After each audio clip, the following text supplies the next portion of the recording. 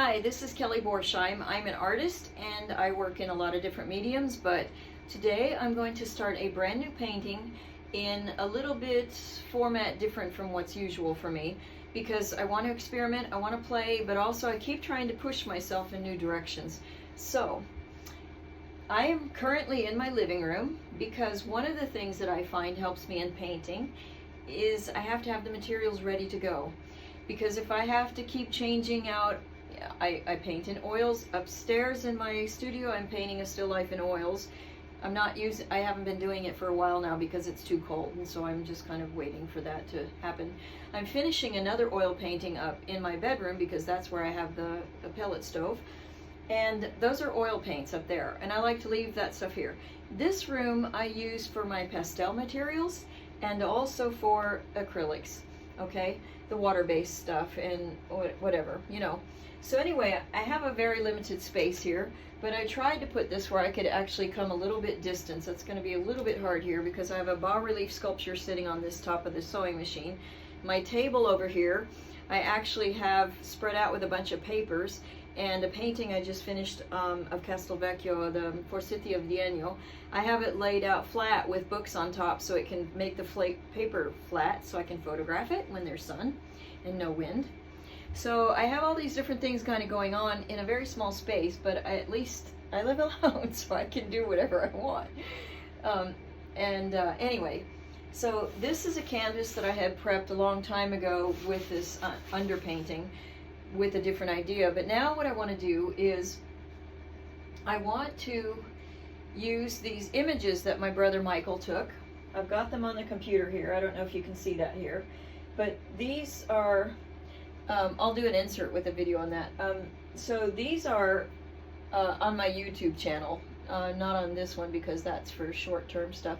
But anyway, my brother Michael came to I'm losing my language.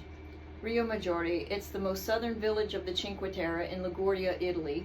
And we spent one night at an apartment that he rented, and we went tooling around the whole area and stuff. So anyway, I recently was able to get these images converted from the Apple HEIC file to my computer, which is not an Apple. So a lot of times I couldn't do anything for this. Now what I want to try to do, I want, in the classical art training that I did in Texas and also in Florence, Italy, 20 years apart I think, is basically you see your model and you do a line drawing, usually in charcoal or sticks of charcoal. I like those, but this, whatever.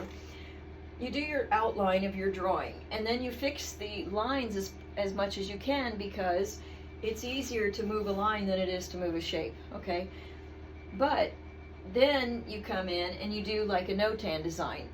Decide what's dark, decide what's light, and you design those little lines, and then you work your way into making it 3D round. This time I want to do a lot looser. I've been thinking about Eugène Carrière, my favorite painter. He's a French contemporary of Rodin, the sculptor. And Rodin who? Like you could confuse it for anybody else. But anyway, Eugène Carrière in his later years painted very loosely. He did monochromatic things, but they were all soft edges. From a distance, the first painting I saw of him, The Mother's Kiss, I thought they were clouds swept up like this. I saw it across the room in the museum in Houston, Texas, Fine Art Museum. It was against a mid-tone blue wall. It was really beautiful, and then you just had these clouds. But as I walked up, I saw these faces emerge, two daughters reaching up to their mother. It was a gorgeous painting. Still is, I'm sure. I just don't have access to it. It was part of the Pushkin collection, actually.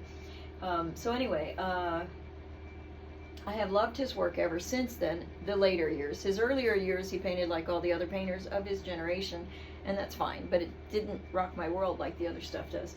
So I want to try to be really loose with this.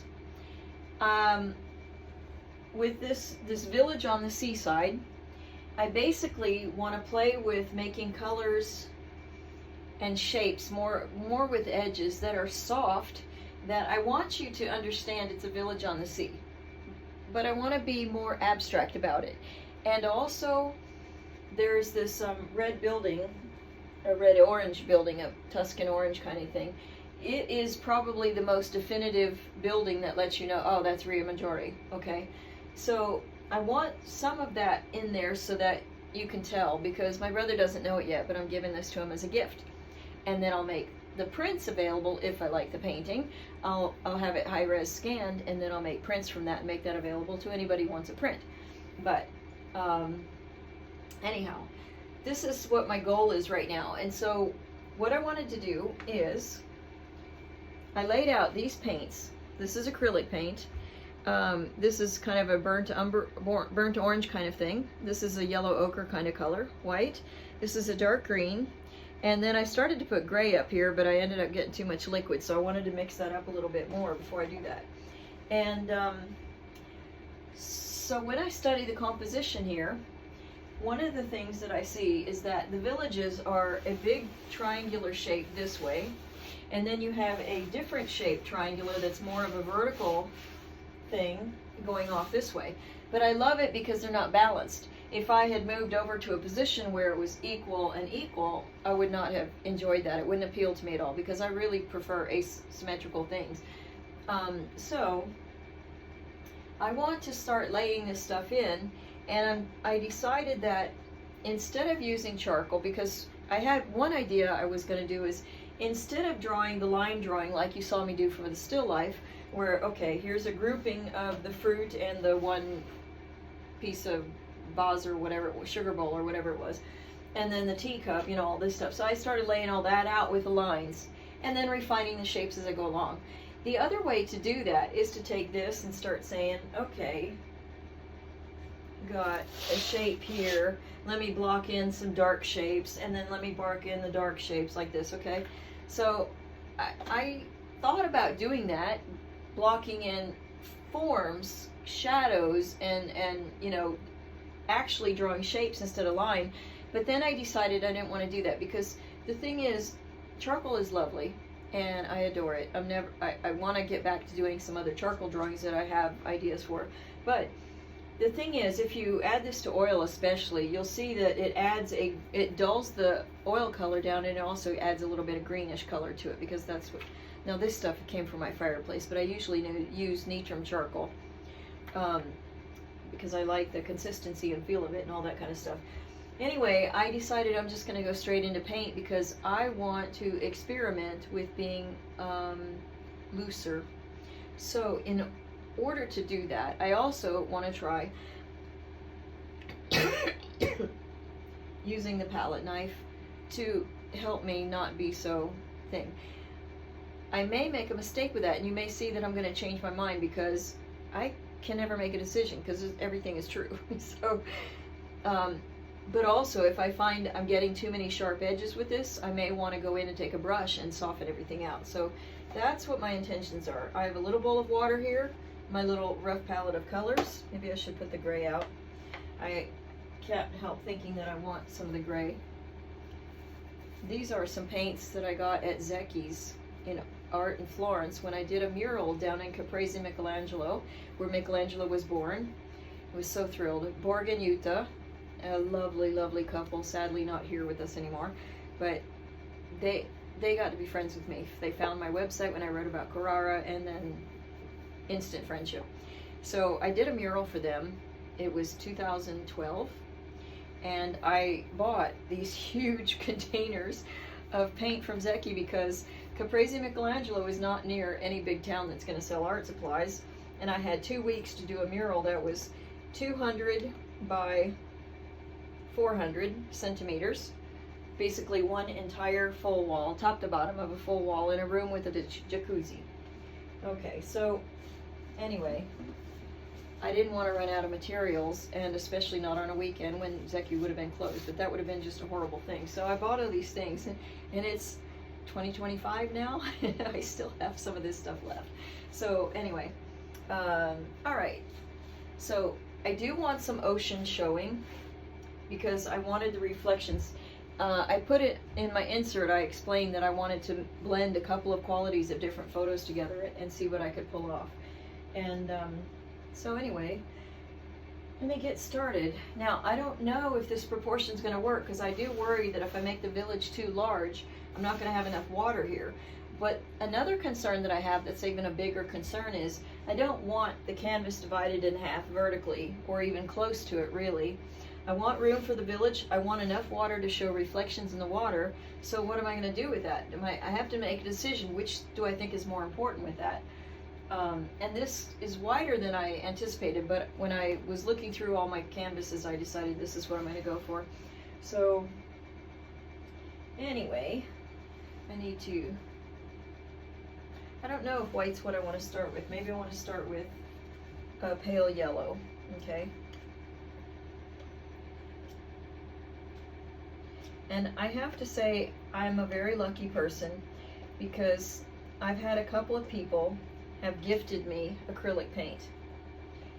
One is the wonderful Lisa, and I won't say her last name because she's a shy person and I don't know that she would appreciate that. But another is an Italian guy, Piero, and he is 86, maybe he's 87 now, and he decided that he's not going to paint anymore.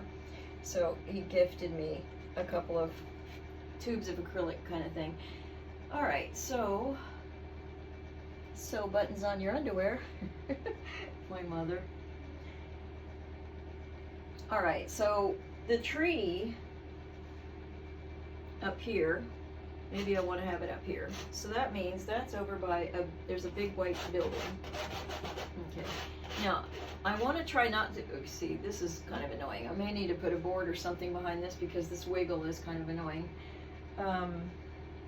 So let's do, see, I don't have enough, this paint is too old and too dry, I think, maybe. It will work, it's just a matter of, I want it to be fluid. I think golden acrylic makes a medium that will make things kind of buttery for you with that, which is such an ideal thing. But anyway, let's start out with this. Maybe if the white is very creamy. Maybe I can mix some more of that and get a lighter. Because right now I want to try to be loose. I don't know if a woman can say that, can we? Alright, so I want an off-kilter center, so maybe I want my V to be here. This will be my low point. That should be actually white.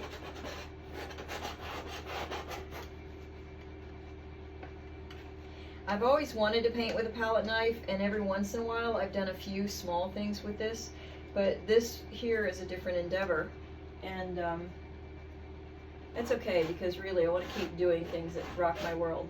So I want to just sort of imply this stuff, because really this process may seem different in a lot of ways, but it's not, because what it is I do an underpainting and then I develop it more, and then I bring through the details and stuff like that. So when you think about it that way, it's really not that different of a process. I do like some of these textures that are coming here. I'm not sure my brain will accept it at some way, because things that go in the distance should have softer edges. And if I leave a big chunk of paint there, it might be like, boom, coming at me. Also, I've been looking at my shop in Etsy, where I sell a lot of photographs and other art, digital files and stuff like that.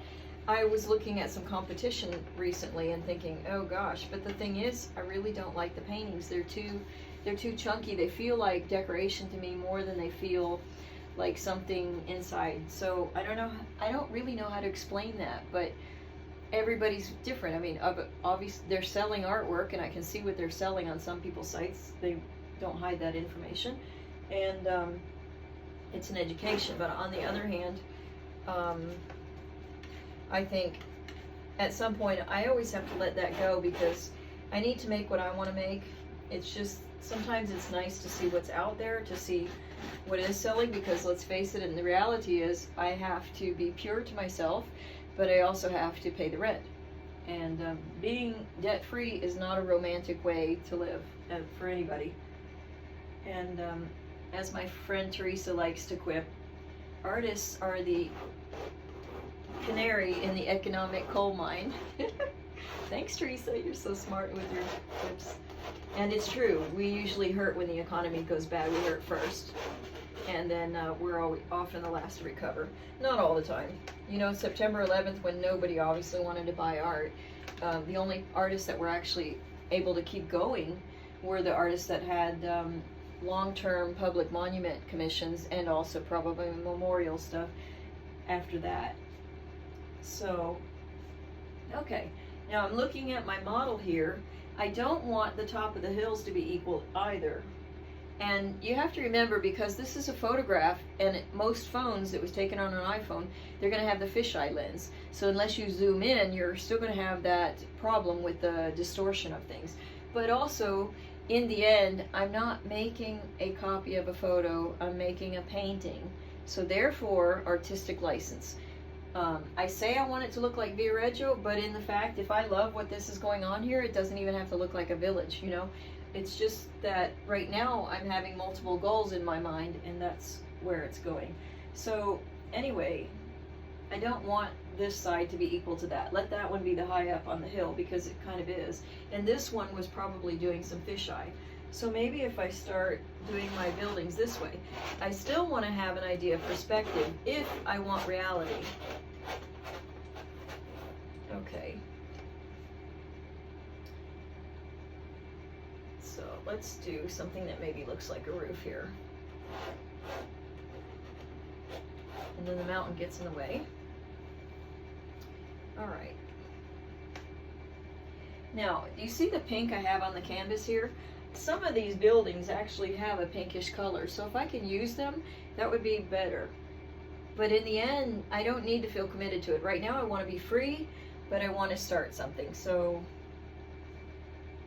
let's see, that kind of goes a little bit up there, little tiny house, and then the rest of it is going to be a big solid thing.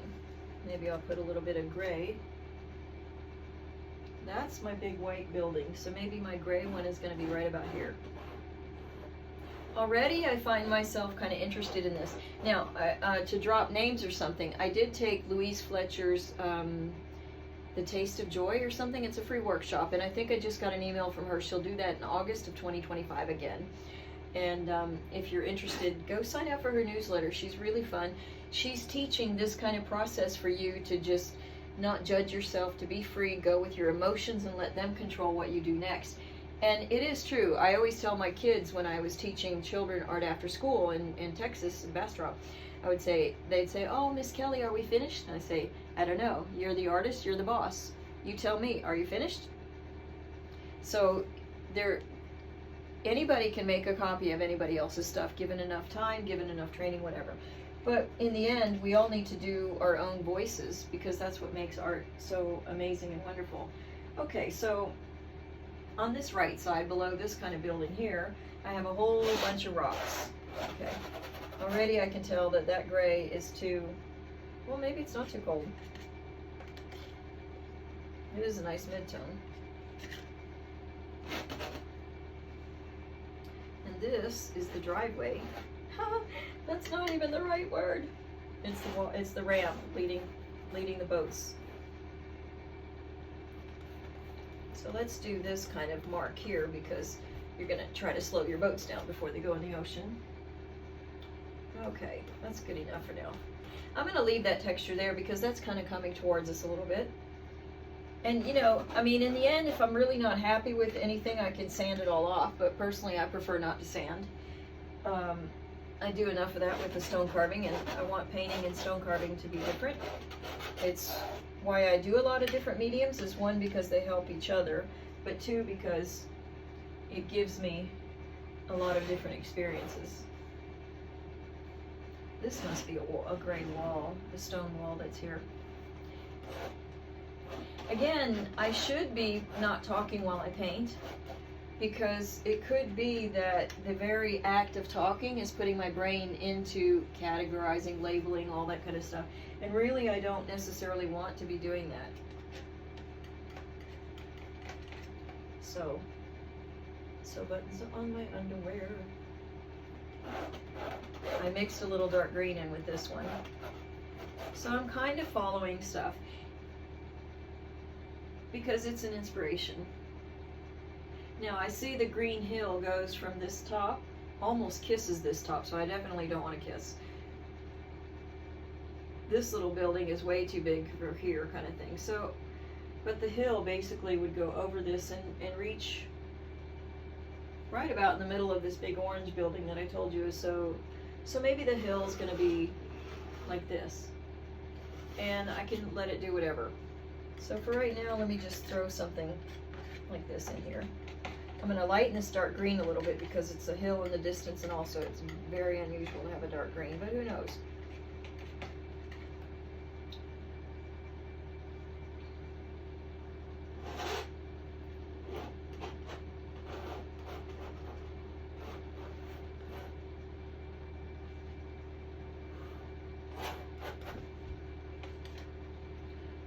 It's funny, the palette knife really does not carry as much paint, really. Even if you daub it on, it doesn't really do the same job as a brush, does it? It's cool though, I like it.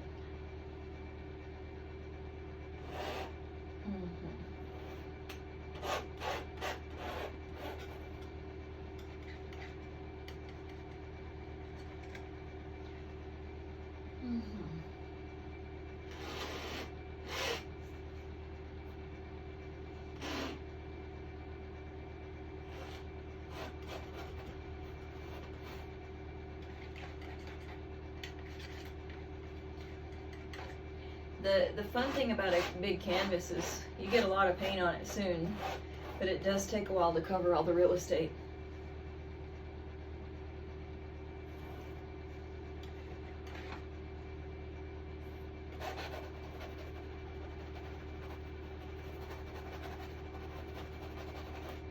Okay.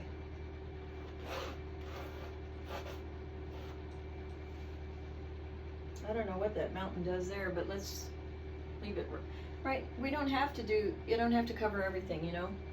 I want to just stop talking. All right, let's try getting in. You know what? I want to wash that green off the red.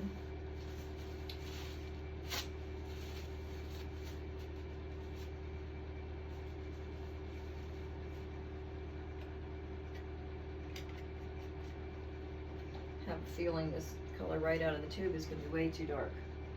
So if that's that building, this one should be over here. And I also did not want this building, and actually this is almost smack dab in the middle, so I'm not sure I like that either. But it could be that I would put that in the distance and it wouldn't necessarily feel. I don't want it to be like your eye stops there and then, you know, keeps going. So, and put a little bit of this yellow into this orange.